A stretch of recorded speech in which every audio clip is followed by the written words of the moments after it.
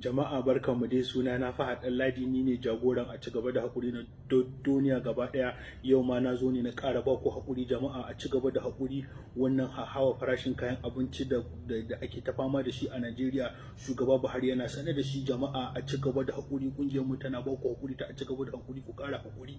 Saura ƙiris, shugaba Buhari yana nan, ya san da matsalolin ku. Shugaba Buhari ya san abincin talaka, ya san me talaka yake so, don haka ya ba da umarnin a fito da tan 30,000 na masara daga rumbun gwamnati domin a sarrafa shi zuwa abincin kaji su ci su koshi.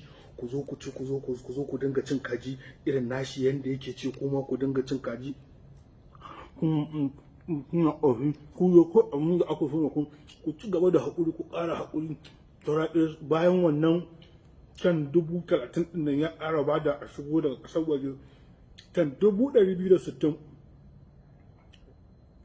na masara, shi ma don a sarrafa wa kaji. Jama'a, talaka dinga cin kaji. Shugaba Buhari ya san abincin kaji, ya san abincin talaka, shi ya saka ya ba da dama a shigo da kaji. Ku ta cin kaji, ku dai abin da ake so da ku ƙara haƙuri. Allah, wannan minista Sadiya ta taimaka wa 'yan gudun hijira da taimako. Na ji an ce za ta fara ruwan saman abinci, za a dinga ba 'yan gudun hijira, ana zuzzubo musu da abinci ta sama.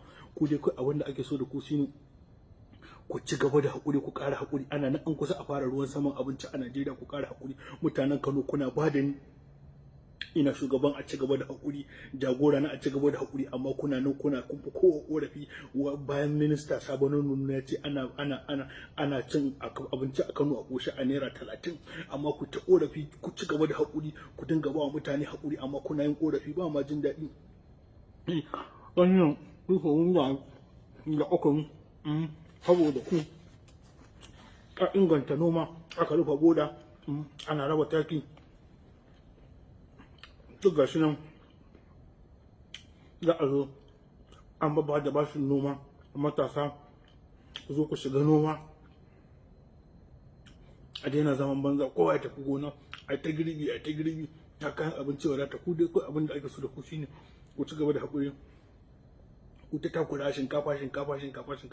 Jama'a babu haƙuri, ba za a ci kwaɗon ƙanzo ba, kwaɗon rama, kwaɗon zogale, rogo, duk ba za a dinga ci ba. ɗan ƙanzan nan idan ya kama tuwo an tuka shi ya kama a kwaɗa ƙanzan.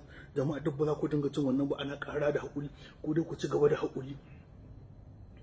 'Yan Najeriya musulmai ne da kiristoci, ku dinga azumi. Yau in kun yi azumi, gobe ku huta, sai ku ta ƙorafi babu abinci. Jama'a dan Allah, ku dai ku ci gaba da haƙuri. Kaji na wannan miyan nan ta dage da ake so talaka sha,